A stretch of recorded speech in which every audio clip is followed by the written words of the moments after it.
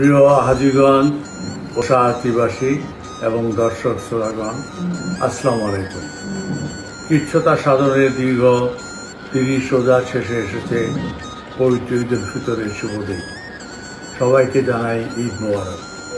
এই আনন্দের দিনে আমরা গভীর ভালোবাসা ও মমতায় স্মরণ করব আমাদের পরিবারের সেই সব প্রিয়জনদের যারা আজকে আমাদের মধ্যে নেই। তাদের শূন্যতা কোনোদিন পূরণ হবে না। মহান আল্লাহ তাআলার কাছে দোয়া করি, তিনি যেন তাদেরকে ব্যস্ত নসিব করেন। যারা অসুস্থ তাদের রোগমুক্তির জন্য দোয়া করি।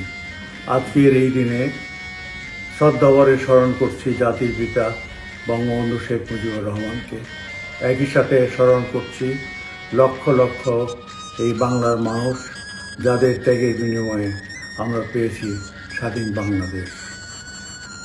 আমাদের আশেপাশে এবং দূরাঞ্চলে যেসব ভাগ্যাহত, নির্ময় এবং আইনহীন মানুষ আছেন, তাদের কথা আমাদের সবসময় মনে রাখতে হবে।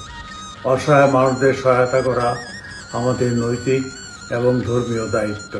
এসব মানুষকে বঞ্চিত রেখে আমরা কখনো সুখী হতে পারবো না।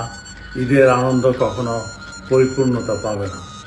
আমি দলীয় এবং অন্য কিছু শুভাকাঙ্ক্ষীদের সহযোগিতা নিয়ে গরিব নিম্নআয়ের মানুষদের সামর্থ্য মতো সহায়তা করেছি। তাদের প্রয়োজন আরও অনেক, তবুও তারা এতটুকু অনুভব করেছেন যে আমরা তাদের ভুলে যাইনি।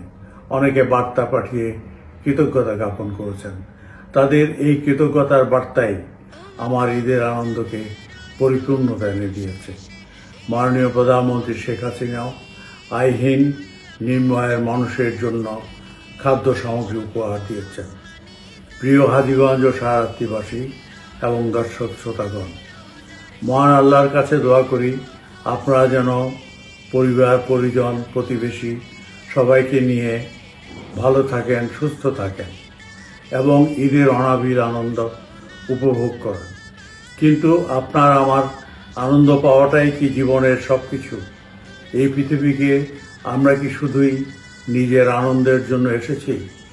আমি বিশ্বাস করি জগতের ভাগ্যহতদের পাশে থেকে যদি তাদের সাহায্য করি, সহায়তা করি, কিঞ্চিৎ সুখ দিতে পারি, তাহলে সেই ভাগ্যহত মানুষ এবং আমরা যেমন সুখ পাব, পাশাপাশি আমাদের সৃষ্টিকর্তা মহান আল্লাহ তাআলা আরও অনেক বেশি সুখী হবেন।